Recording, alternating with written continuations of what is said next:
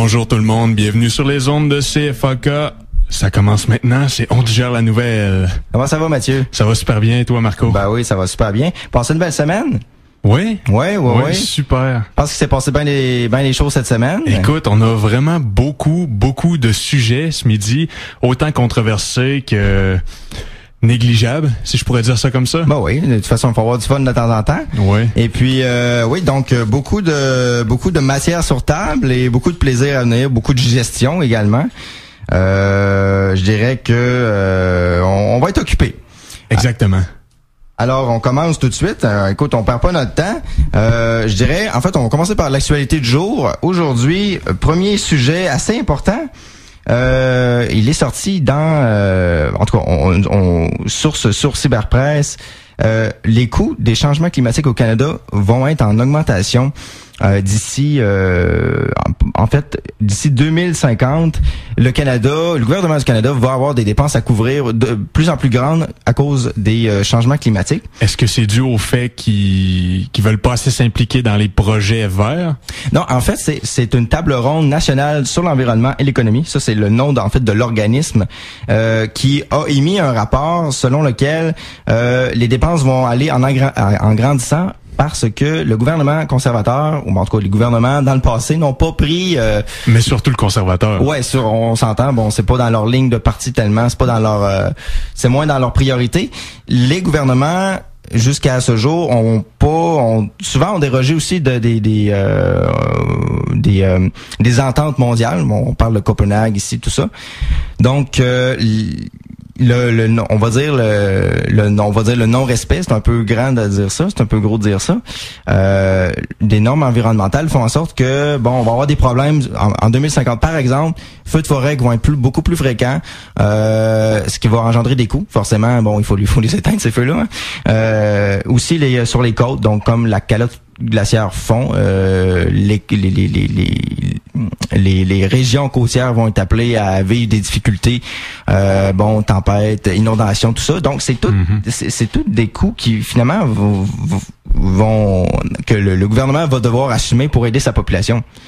Donc on est perdant dans les deux cas. Si le gouvernement veut pas investir dans les projets verts, on va se faire jouer dans le dos plus tard parce que si on n'améliore pas notre sort, il va falloir investir d'une manière ou d'une autre plus tard. Mais dans le fond, ce que la table ronde envoie comme message au gouvernement conservateur, bon, parce que c'est un gouvernement conservateur jusqu'à maintenant, mais qui va être un message envoyé aux gouvernements qui vont suivre le conservateur, c'est que il faut prendre vraiment des mesures pour aller de l'avant puis sauvegarder notre environnement, parce que autrement, le gouvernement, ne faisant pas ça, ben il se tire dans le pied, puis dans le futur, il va dépenser plus. Donc c'est une problématique qui va être à suivre à long terme, à très long terme.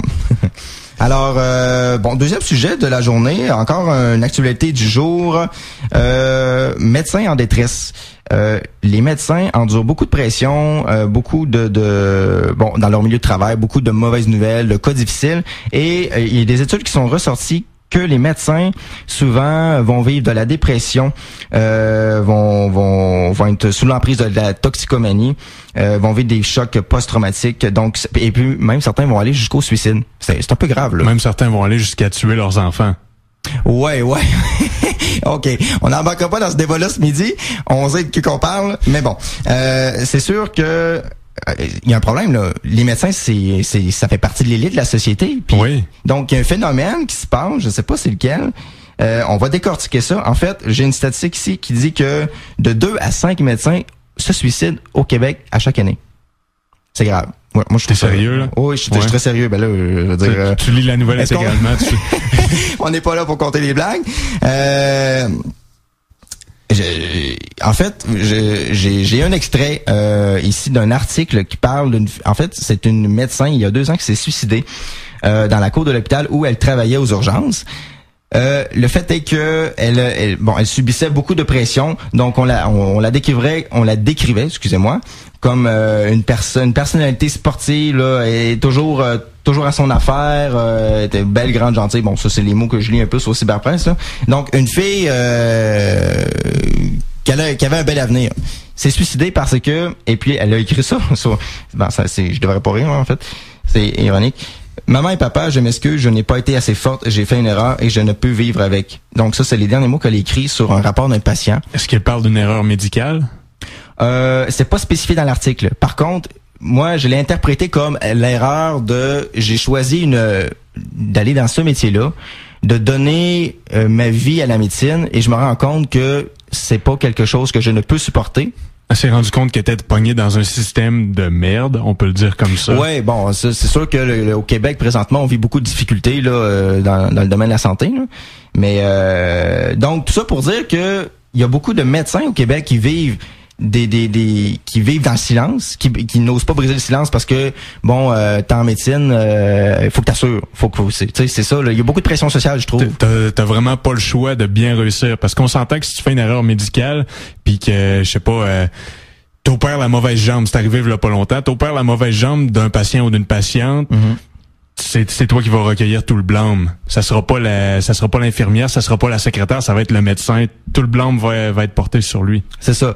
Donc les médecins ont beaucoup de pression tant sociale que professionnelle. Puis ça amène souvent ces gens-là à vivre des dépressions.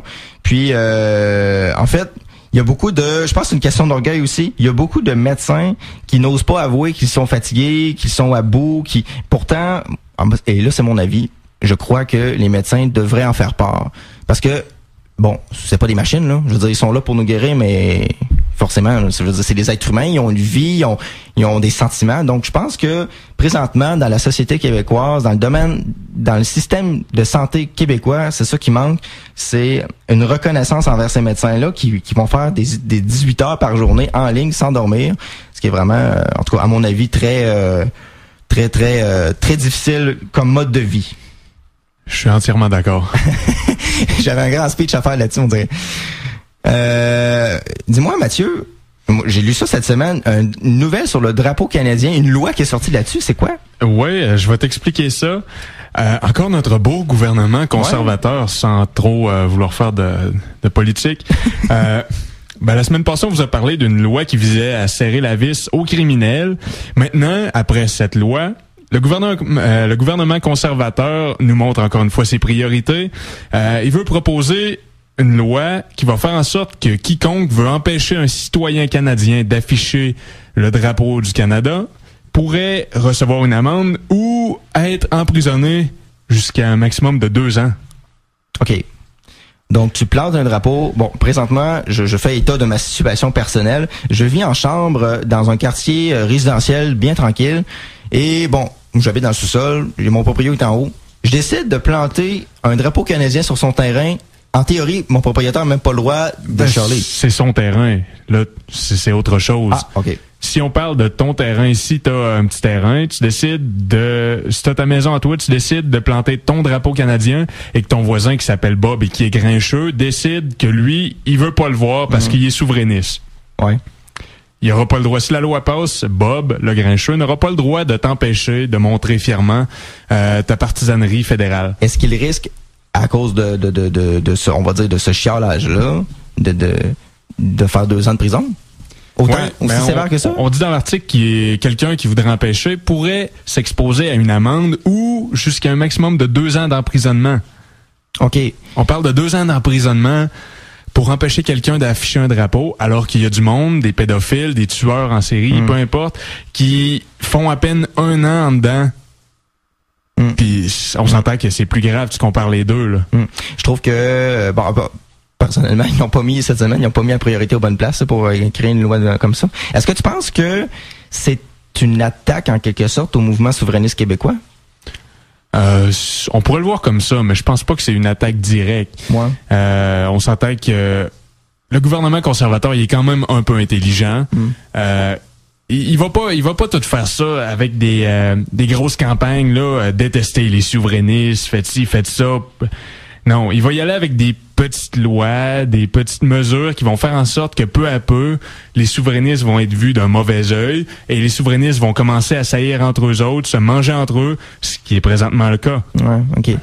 Donc, c'est des mesures, là, on extrapole beaucoup, là, on vous le concède, là, mais c'est peut-être une mesure qui fait en sorte qui va ternir vraiment là, l'image du Québec au sein au sein du reste du Canada. Là. Mais non seulement ça fait pas l'unanimité sûrement auprès des souverainistes, mais il y a également l'opposition, pas l'opposition, mais l'ex-opposition, parce que maintenant les libéraux ne sont plus opposition officielle au Parlement. Mais il y a le fameux Denis Coderre qui a dit tout bonnement... Moi, j'ai lu ça. Je vais vous citer ça.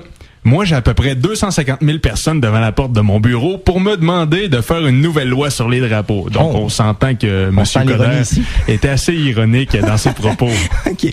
Ben, je vais t'avouer que quand j'ai lu l'article cette semaine, je sais pas c'est quelle journée c'est sorti, je vais t'avouer franchement, j'ai eu la même réaction. Puis après ça, juste en lisant le lead de l'article, puis après ça, plus je descendais l'article, là, maintenant j'ai vu le commentaire de Denis Coderre, j'ai comme OK, je pense qu'on se rejoint un peu là-dessus. Là. Je trouve ça un peu inutile de... J'ai aucun problème avec le fait qu'il fasse passer une loi comme ça, mais on s'entend qu'en ce moment, il y a des choses beaucoup plus importantes qui devraient être discutées en chambre. Puis on s'entend que présentement, l'économie va plus ou moins bien, donc j'imagine, à mon sens, que ça devrait être une priorité. Donc, cela étant dit, une autre actualité, on va tomber un peu plus dans la politique québécoise pour cette semaine, actualité hebdomadaire. Donc, sur toutes les lèvres cette semaine, le rapport Jacques Duchesneau. Alors, rapport Jacques Duchesneau, pour vous rappeler, qui est présentement le chef patron de l'unité anticollision du Québec, en tout cas engagé par le ministère des Transports lui-même en février 2010. Je crois que j'en ai glissé un mot la semaine passée que ça serait à suivre. Ben voilà, je vous reviens avec ça. Alors, à la suite de fuites dans les médias, donc Monsieur Duchesneau, son rapport a été divulgué prématurément, c'est ça, à la suite de fuites dans les médias. Et il a décidé, à la suite dans le fond de cette fuite-là, d'aller faire une entrevue à Tout le monde en parle. D'ailleurs, sur notre page Facebook, On gère la nouvelle, qu'on vous invite à visiter de façon régulière. Je vais mettre d'ici la fin de l'émission l'adresse internet de l'émission Tout le monde en parle. Vous pourrez voir de par vous-même là un peu ce qui a été traité pendant cette émission-là. Et donc, ce qui a été traité pendant cette émission-là, donc rapidement, il parlait de son rapport qui vise à donner un portrait global du phénomène de la corruption dans l'industrie au Québec. Et par exemple, il donnait des exemples dans le genre une firme conseil va arriver, ils vont soumettre une soumission dans le fond, ils vont donner une soumission au gouvernement, nous autres c'est ça notre prix ta. Là, le gouvernement va dire OK, parfait, vous êtes le moins cher, on vous prend. Mais là, la firme Génie Conseil, et là je dis firme Génie Conseil, je pèse mes mots parce que Monsieur Duchesneau en chambre, en Assemblée nationale, a spécifié que c'était pas juste des firmes Génie Conseil, il faut faire attention. Il dit, oh mon Dieu, j'ai perdu la suite de mes idées. Il disait, oui, c'est ça. Donc, firme Génie Conseil, c'est ça. Ces firmes-là vont dire, là, on va monter nos prix, on va imposer des extras au gouvernement, ce qui va faire en sorte que c'est comme une simili-fraude passée par en dessous.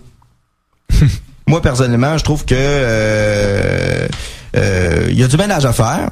Ce que M. Duchesneau propose, et c'est la question que je vais te poser, Mathieu, ce que M. Duchesneau propose, c'est une enquête publique avec deux portions. Une portion à huis clos et une portion enquête publique. À huis clos, ce qui veut dire, ça permet de protéger les victimes, on va dire victimes, les fraudeurs, victimes de ce système-là. De garder leur anonymat. Et en même temps, ça permet aussi parce que souvent il y a des gens en étant comme dans une commission secrète vont parler plus que si c'était public. Donc ça c'est l'avantage du huis clos. Puis après ça le public, l'opposition proclame le public est tatata. Je veux savoir toi, qu'est-ce que t'en penses? Est-ce que tu penses qu'on devrait aller plus en huis clos ou plus en public? Ou les deux? D'après moi, on devrait aller plus en public parce que ce qui va être dit en huis clos, justement, ça va être gardé plus secret, ça se ramassera pas nécessairement dans les médias.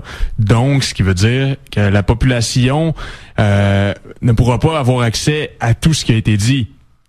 Moi, je m'appelle Mathieu, je veux savoir ce qui se passe, je veux savoir c'est qui les coupables, je veux savoir c'est qui joue de façon croche avec mon argent. Je suis d'accord sur ce point-là. C'est sûr que de rester en huis clos, ça augmente, on va dire, le cynisme de la population face à cette problématique-là qui hante le Québec. Il n'est pas supposé en avoir un débat en ce moment. La population veut une enquête publique, pas à huis clos. C'est supposé finir là. À ce propos, Monsieur Charest prévoit prendre quelques semaines pour évaluer, lui et son ministère, et lui son cabinet, voir s'ils vont faire, dans le fond, une enquête publique ou un huis clos. Donc, c'est un sujet à suivre. Je trouve ça dommage que ça prenne Parce que oui, c'est comme tu dis, c'est la voix de la population. On devrait suivre la voix de la population en enquête publique, mais en même temps, je me dis, ces gens-là qui se retrouvent pris dans ce cercle-là, ils vont être contents d'aller en huis clos. Moi là, je parle des gens, des victimes. Je parle pas des fraudeurs. Les fraudeurs, ça, regarde, on s'est réglé. Mais les victimes, parce que les victimes, en fait. Les victimes, c'est nous, c'est notre argent. Ouais, c'est nous, c'est notre argent. Mais Monsieur Duchesneau soulevait un point, c'est que la collusion, la corruption est très présente dans le milieu municipal, plus qu'en provincial. OK.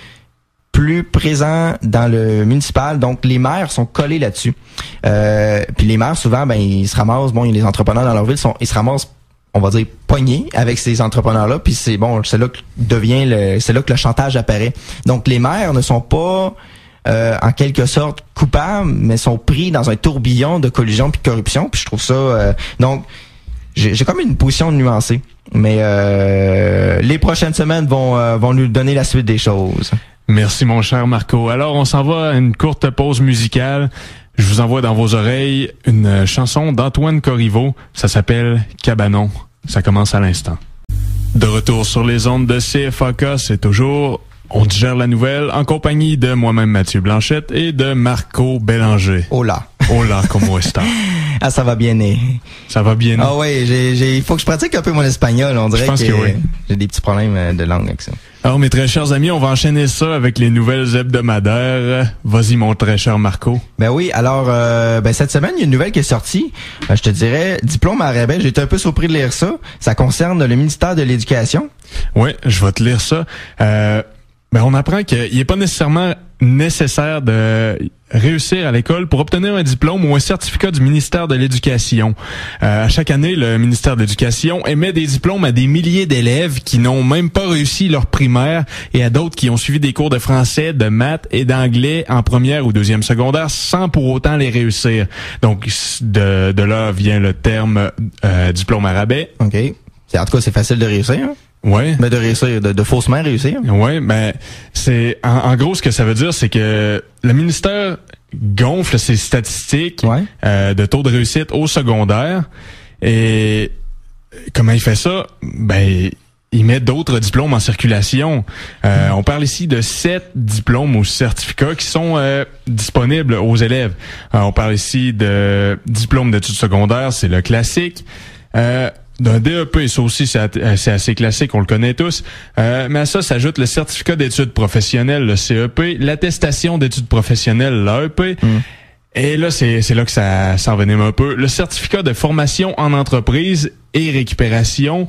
Et après ça, lui qui me dérange le plus, on parle du CPMT, certificat préparatoire au marché du travail. OK. Le dernier que je viens de mentionner, le CPMT, certificat préparatoire au marché du travail, on précise que l'élève n'a même pas besoin de terminer son primaire pour obtenir ce certificat-là. OK. Puis déjà dans le nom, moi je sais pas, j'écoute le nom du certificat et je trouve que... Répète-moi ça, juste pour être sûr.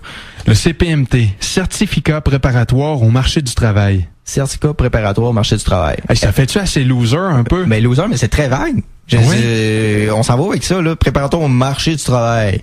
OK, bon, je suis à l'université, j'étudie en communication, je sais que je m'en vais dans le domaine de la communication. Mais le marché du travail, tu peux faire des millions de choses. Je veux dire, la personne, est-ce que... Je trouve que qu'il y a des diplômes, des noms de programmes, des fois qui sont inventés, puis que c'est tellement vague que finalement l'élève il sort de là puis il sait pas trop ce qu'il veut faire dans la vie. Mais on s'entend qu'ils ont mis ces diplômes-là justement, comme j'ai dit, pour gonfler les statistiques. Donc il fallait qu'il en trouve un pour chaque personnalité possible, chaque personne. Donc on s'entend que ils ont rajouté ce diplôme-là, c'est pour ceux qui veulent lâcher, ceux qui ont aucune motivation. Mais ce que j'ai à déplorer dans cette situation-là, c'est que au lieu d'aider les élèves en difficulté, le gouvernement va mettre sur pied va mettre sur pied des diplômes, va mettre en circulation des diplômes créés de toutes pièces pour que les élèves se sentent motivés. Mais en fait, c'est pas un bon motivateur.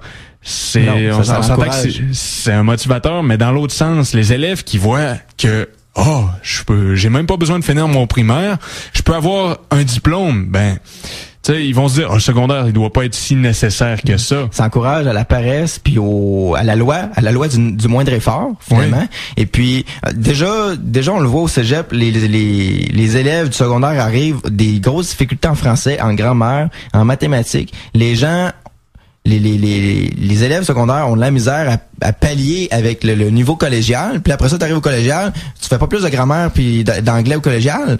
Non. Donc, tu arrives à l'université, puis on dirait que, dans le fond, dès que le retard est perçu, il faut le régler tout de suite. Oui, ben dans l'article, on parle qu'on devrait intervenir dès le milieu en milieu de garderie ou la maternelle également. On devrait les sensibiliser au fait qu'un diplôme d'études secondaires, c'est très important. Mais au lieu de ça, ben là, en ce moment, on va leur parler de diplômes de marché du travail qui valent pas grand-chose. Sans qu'une tête, on s'en va n'importe où, à mon avis. Et puis, je pense que on a vraiment... faut vraiment régler le problème à la source, ça, c'est vrai. Oui. Puis, est-ce que tu penses que le fait de gonfler un peu ces statistiques-là, ça serait pas pour influencer un peu l'image du système éducatif du Québec à travers le Canada ou à travers le monde, parce qu'on se compare souvent avec la Suisse, les pays pays européens du Nord, tu sais, parce que les autres ont quand même un système assez bien structuré, assez bien développé. Est-ce que tu penses que ça serait pour gonfler ces résultats-là? Ben c'est sûr que c'est fait pour bien paraître à l'international. Le Québec, on n'est pas capable d'avoir un système sur le sens du monde, donc on a été copier un système qui fonctionnait pas ailleurs et que les autres ont rejeté pour en faire le nôtre. Mais on n'est pas plus avancé maintenant, on est obligé de gonfler les statistiques avec des faux diplômes. Oui. Mais il y a un temps que ça fonctionnait au Québec. Ouais. Moi, j'ai déjà entendu parler qu'il y a un temps que ça fonctionnait. Là, ça fonctionne plus depuis un certain bout de temps. Mais là, on se tire dans le pied quand même si on continue à gonfler les résultats. Je veux dire, tu débarques au Québec, si tu vois que la population, tu sais, je veux dire, en tout cas, personnellement, je trouve que on a du travail à faire sur ce côté-là. Exactement.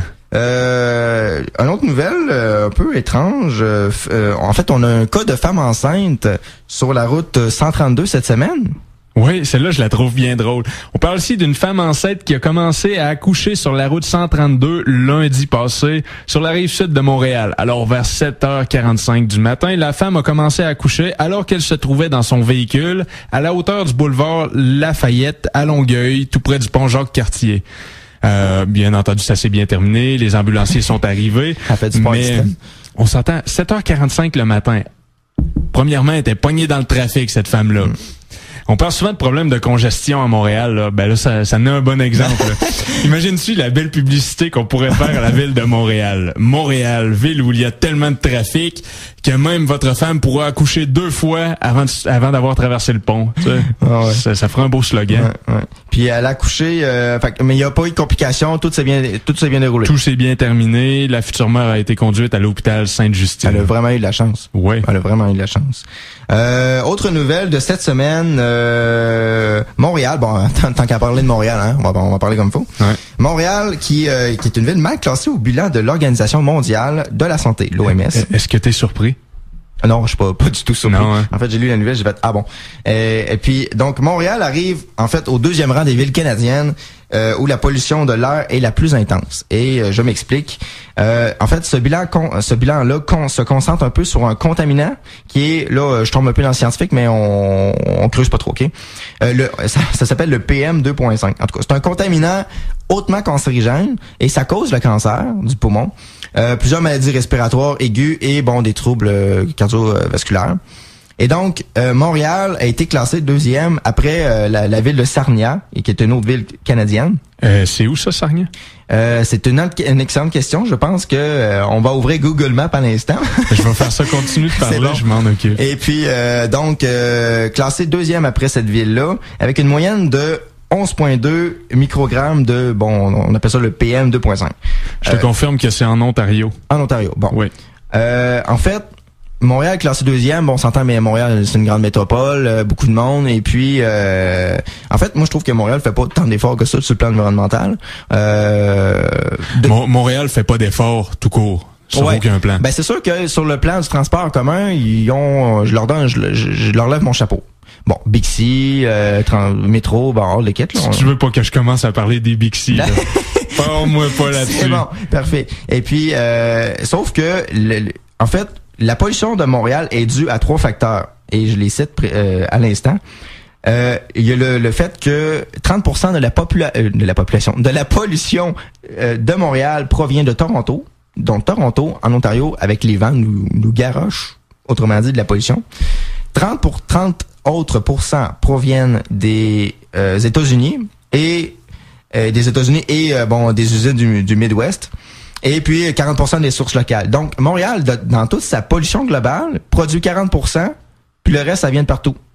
Eh ben. Donc mais c'est quoi Montréal? Ça attire tout ça, mais Québec, il y a rien. Oh là, ben là, je parle pas de Québec, j'ai pas de données sur Québec, c'est juste que le problème, c'est que c'est ça, je pense que Montréal devrait c'est sûr que on dit Montréal fait pas beaucoup d'efforts, mais en même temps, je me dis ils font pas beaucoup d'efforts, sauf que il y a certains facteurs qui font en sorte qu'ils sont impuissants par rapport à ça. Et puis Toronto, Toronto, ça le dit là, dans le fond, les villes qui sont autour, il en envoie aussi. Donc, je trouve à Montréal, à la journée de l'environnement, sais-tu ce qu'ils ont fait? Non, vas-y. Journée sans voiture a été Journée sans voiture puis transport en commun sont les seules activités environnementales de la ville de Montréal par année. OK. Donc, déjà là, oui, on peut dire il y a un effort qui est pas tellement fait à Montréal, un effort de sensibilisation. Mais d'un autre côté, je reviens avec mon argument du fait que oui, il y a beaucoup de quand même il y a 60% de la pollution qui provient de l'extérieur de Montréal. Donc est-ce que tu avais quelque chose à ajouter là-dessus? On dirait que je suis en train de m'emporter. Non. J'ai un peu l'âme environnementale. Des fois, ça vient me chercher. En fait, j'ai rien à rajouter à part que oui, Montréal pourrait faire des efforts davantage. Parce que on s'entend que tu sais, Montréal, c'est pas la ville parfaite. Mais tu sais, il y a des villes pires. Je suis content d'habiter Sherbrooke pour sa verdure. Ouais, exactement. Dis-moi, autre chose que j'ai lu un peu spécial, alcool à rabais dans les bars. Oui, je vais te parler de ça. Ça a été un dossier fort débattu dans les médias dans les dernières semaines. Ouais. On parle d'alcool à rabais pour les filles, ben pas nécessairement juste pour les filles, mais alcool à rabais en général. Et voilà. J'étais en train d'essayer de trouver ma page. Oui. Alors, on parle des propriétaires de bars qui sont prêts à tout pour attirer la clientèle. On parle ici surtout de filles. Donc, des bars qui sont prêts à faire de la publicité. Ils diront pas nécessairement alcool gratuit. Ouais, ils diront pas ça de manière aussi explicite. Ouais, parce que c'est courant qu'on voit genre une soirée jeudi Ladies Night, 3 verres gratuits, pas gratuits, mais demi-prix pour les filles. Puis après ça, tu sais, c'est ouais, exactement. C'est le Ladies Night à soir. Venez en grand nombre. Les filles vont arriver là. Là, supposément que c'est la grosse controverse parce que y a une représentante du journal qui a fait un essai. Elle s'est rendue dans des bars, puis la fille en question a obtenu 30 verres d'alcool gratuitement et 20 autres à rabais en seulement 4h30 dans 7 bars de Montréal. C'est non. Ouais, on s'entend qu'il était pacté à la fin. Ben, en tout cas, je sais pas si elle est en train de travailler, mais en tout cas, j'espère qu'elle a pas un code de c'est un beau poste d'étudiant, ça. J'aimerais ça être représentant du journal, moi. Oui. Fait que 30 verres, répète-moi la donnée. OK, 30 verres d'alcool gratuit et 20 autres à rabais. OK. Et ça en 4h30 dans 7 bars différents. Qu'est-ce qu'en pense la Régie des alcools de tout ça? Ben là, c'est-tu vraiment une question, ça? La Régie des alcools est outrée de ça. Elle est entièrement en désaccord avec ça. Elle pense que les propriétaires de bars devraient sensibiliser les jeunes à la consommation irresponsable d'alcool. Mais en fait, c'est la régie qui devrait intervenir plus. Parce qu'il y a des faits qui démontrent que la régie, oui, elle dit qu'elle est pas contente en ce moment. Mais la régie fait pas grand-chose non plus pour intervenir, à part dénoncer dans les médias. Ils font ça, ils font ci. Mais c'est eux autres qui devraient être sur le terrain pour empêcher ça que ça se produise. Ouais, parce que c'est sûr que la régie émet aussi beaucoup de publicité pour contrer un peu la consommation abusive d'alcool. Mais est-ce que tu penses qu'il y a une loi qui devrait imposer aux bars de réduire un peu leur rabais tout ça? Sur l'alcool? Je pense pas, non. C'est un coup de marketing comme un autre. Ouais. On peut pas empêcher un magasin à grande surface de faire des rabais sur des produits. Oui, là, c'est l'alcool, on parle de certains dangers reliés, mais la personne qui se présente dans un bar, elle a le choix ou non de boire. J'ai des amis qui sont pas amateurs d'alcool puis qui vont se présenter dans un bar quand même. Par expérience, si l'alcool est pas à rabais ou est pas gratuite dans le bar, les personnes vont tout simplement s'acheter une caisse de 24 avant d'y aller, vont consommer et se rendre sur le bar pour moins consommer au bar. Mais ils vont, à la fin de la soirée, la consommation va avoir été aussi grande. Ouais, moi je suis quand même assez d'accord avec ça parce que je pense pas que c'est par le biais d'une loi qu'on va arriver à réduire une consommation d'alcool. Non, c'est ça. C'est prouvé. Si vous dites à l'être humain, ne fais pas ça, il va le faire. Ouais. Pourtant, vous lui dites, ne vendez pas d'alcool à rabais, ben, c'est sûr que si c'est une loi, il y aura pas le choix de la suivre, mais les étudiants qui veulent sortir dans un bar, ils vont souvent un autre moyen de consommer. Ça arrive souvent que des étudiants vont faire on appelle ça un pre-drink chez eux avant d'arriver au bar. Exactement. Ouais. On voit ça souvent d'ailleurs dans les rues du monde qui s'emmènent des canettes et des bouteilles et qui décident de consommer avant d'y aller. C'est pas rare qu'on voit ça. Non, moi je pense pas. Je pense que Éducalcool a un rôle à jouer là-dedans. Sauf que c'est ça, on est comme dans une ambiguïté dans le sens où, ok, bon, la loi était pas efficace, mais en même temps, s'il y a pas une contrepartie dans la balance pour aider Éducalcool, peut-être que son message passe pas. En tout cas, c'est mon avis. Alors, ça va faire le tour pour cette nouvelle-là. Parfait. On va aller à une petite pause musicale. Je vous envoie une chanson des Enfants de Cabot. Ça s'appelle « Voir à moitié ». Ça commence maintenant. De retour sur les ondes de CFAK avec Marco et Mathieu. J'espère que la digestion va bien. Ouais. Parlant de digestion, ben là, à cette heure-là, je pense que vous devriez avoir terminé de manger. Mais on va quand même, on va quand même parler de nourriture. Oui, parce que en fait, on a une nouvelle intéressante cette semaine qui a quand même beaucoup passé sur Cyberpresse et qui s'est aussi transmis via les médias sociaux. Je parle entre autres de Facebook. Le Nutella plus gras que le crémage à gâteau. Et j'ai été assez surpris de lire ça. Et d'ailleurs, je vais vous mettre sur la page notre page Facebook On digère la nouvelle, une vidéo que j'ai trouvée sur internet concernant le Nutella. Donc tout le gras que contient le pot de Nutella. Alors l'huile.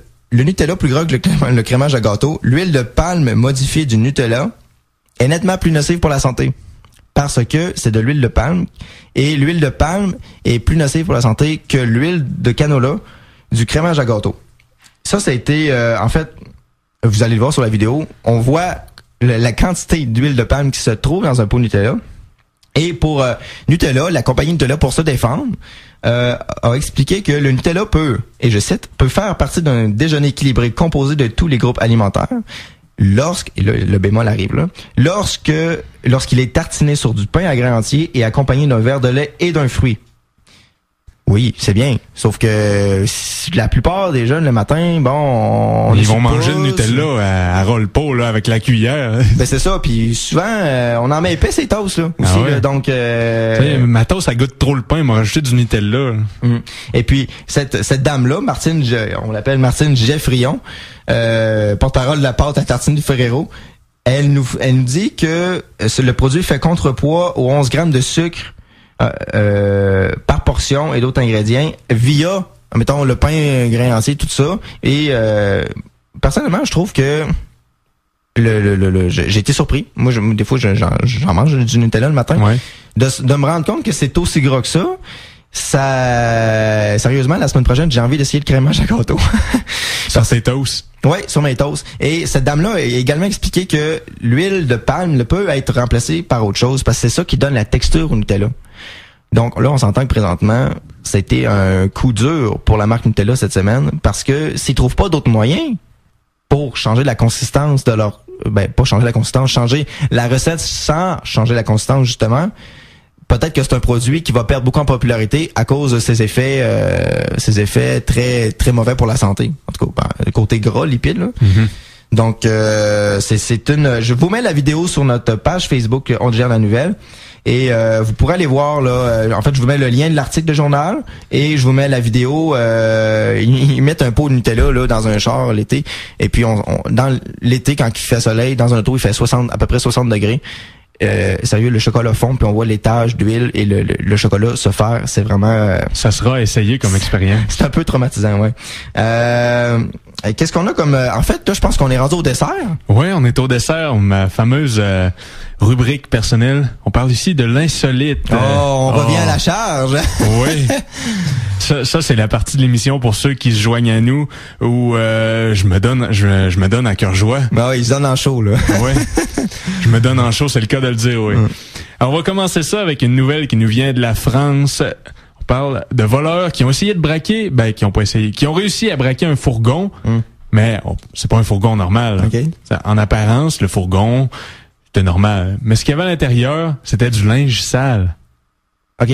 Ouais. Le gars est arrivé, il a volé un fourgon, ça va pas ce qu'il y avait dedans. C'est un trio de voleurs, puis ils sont arrivés là avec un fusil à pompe, des armes automatiques et tout, le gros kit, là. Okay. Vers 5h du matin.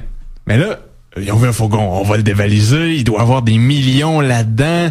En way, bang, fusil à pompe, rentre dans le tas. Ouais. Il ouvre le fourgon. Qu'est-ce qu'il trouve? Du linge sale. OK. Puis, à la base, est-ce que, je sais pas si c'est précisé dans ton article, est-ce qu'il y avait prévu... est-ce qu'il y avait quelque chose de valeureux, de valeur prévu être dans ce fourgon-là à ce moment-là, autre que du linge sale? En fait, non, parce que le fourgon appartient à une société de textile. Mais eux autres le savaient probablement pas. Mais les voleurs ont quand même décidé de repartir avec le fourgon. Comme quoi, du linge sale, ça les intéressait. OK. Ben, ils se sont fait arrêter ou tu sais-tu? Ça n'est pas précisé. C'est pas précisé. En tout cas, s'ils sont fait arrêter pour du linge sale, c'est un gros coup. Mais imagine-tu leur face quand ils ont ouvert le fourgon, là? Ben, de toute façon, ça, t'as les bobettes à Germaine puis la camisole à bas. Je pense que rendu là, t'as pas le choix de prendre le fourgon parce qu'avec une mitraillette dans les mains, tu passes pas inaperçu non plus. Non, c'est ça. À part tu sais, on s'entend là, ils sont partis avec du linge sale, là, mais à part le laver, qu'est-ce qu'ils peuvent faire? Parce qu'on s'entend que s'ils veulent le revendre, il y a personne qui va vouloir de ça du linge sale, que ça soit une chemise tachée de rouge à lèvres ou une camisole tachée de sauce à spaghetti. J'ai comme l'impression que c'est un coup raté, ça. Ouais, tu sais, il me semble que je les vois là, en train de laver le linge chez eux. La prochaine fois, on va changer le plan. Cette nouvelle-là me fait bien rire. On va enchaîner ça avec une nouvelle un peu plus sérieuse, mais quand même insolite. OK. On parle aussi d'une sexagénaire hospitalisée pour une infection pulmonaire qui a été envoyée dans un sac de plastique à la morgue alors qu'elle était encore en vie. Oh, grosse erreur médicale. Ouais, légère erreur médicale. Alors, l'erreur médicale s'est produite dans un hôpital brésilien près de Rio de Janeiro. La fille, elle a été victime dans le passé de plusieurs hémorragies cérébrales. Donc, elle était placée sous assistance respiratoire. Et le 23 septembre, à 19h30, l'infirmière qui s'occupait d'elle n'a plus détecté de signes de vie. Donc, elle a fait venir le médecin. Le médecin a regardé, lui aussi, a fait des tests et il a déclaré la fille comme étant morte. Donc, ils l'ont envoyée à la morgue dans un sac et tout. Okay. Et la fille de la madame en question s'est rendue sur place pour faire pour dire ses adieux. Et rendue sur place, elle a constaté que sa mère respirait encore et elle bougeait dans le sac. C'est quoi la maladie récurrente qui revenait chez la madame? Elle a été victime de plusieurs hémorragies cérébrales dans le passé. Okay. Ce qui fait en sorte qu'elle tombe inconsciente finalement. Probablement. OK. Grosse erreur médicale, ils ont pas osé, ils ont pas suivi le dossier médical juste pour être sûr que ça, tu sais, je veux dire, si ça y arrive plusieurs fois, ça peut y arriver encore. Puis, ils l'ont mis dans un sac, puis ils ont pas pris la peine de mettons, vérifier le dossier médical pour voir si c'était vivant. Oh, c'est des faits que je pourrais pas confirmer, mais ça laisse croire qu'il y a eu une négligence professionnelle à un certain niveau. Mais le dossier est réglé. La femme est en vie. Tu me donneras le nom de l'hôpital si un jour je m'en vais au Brésil. Le nom de l'hôpital est pas précisé. Je me pointerai pas là. Mais le dossier est réglé. La fille est en vie. Sa fille, elle est contente.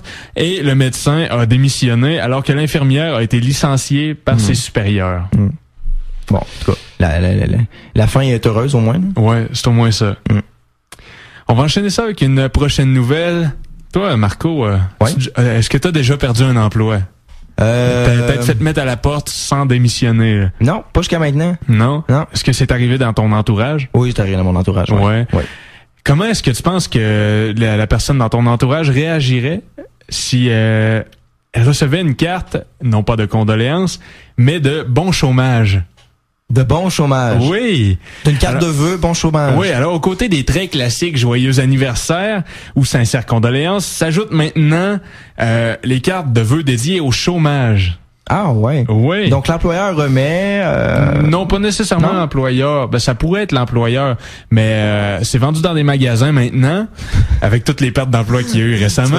Donc, une carte bon chômage. Ton père perd son emploi, et toi, en tant que bon fils, tu décides d'aller au Dollarama, lui acheter une carte de bon chômage pour l'aider dans son rétablissement. Ouais. Ben, en tout cas, c'est quand même humoristique, là. C'est pour rire un peu de la chose, même si des fois, tomber sur le chômage, c'est pas super le fun. Ouais, ben ils prennent ça assez légèrement, je te dirais, parce que on a un exemple de carte ici dans l'article. Ça dit « Ne pense pas que tu viens de perdre ton boulot. Pense que c'est une pause entre deux imbéciles de patrons. » Donc, c'est peut-être pour faire sourire un peu le monde, mais on s'entend que c'est pas tout le monde qui prendrait ça assez bien. Ouais, je sais pas, peut-être attendre un petit peu, une couple de jours, parce que tu reçois ça la journée même que tu as perdu ton emploi. Tu sais, moi, recevoir ça, là, je perds mon emploi. Aujourd'hui, là, quelqu'un m'arrive avec ça, là, je lui fais manger la carte. Je te jure.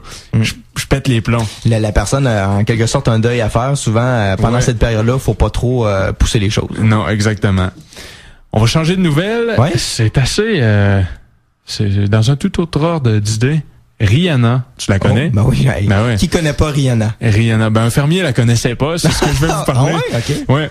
Alors Rihanna trop aguichante pour un fermier irlandais. Alors Rihanna a dû interrompre le tournage de vidéoclips sur une terre agricole lundi, en Irlande du Nord, après que le propriétaire de la ferme eut jugé sa tenue vestimentaire inappropriée. Est-ce que c'est ces mots? OK, est-ce que c'est le propriétaire qui avait permis le tournage de vidéoclips sur ces terres? OK. Alors le gars en question avait permis le tournage parce qu'il connaissait pas Rihanna, justement. Il savait pas quel genre de carrière elle menait, quel genre de vidéoclip elle pouvait tourner.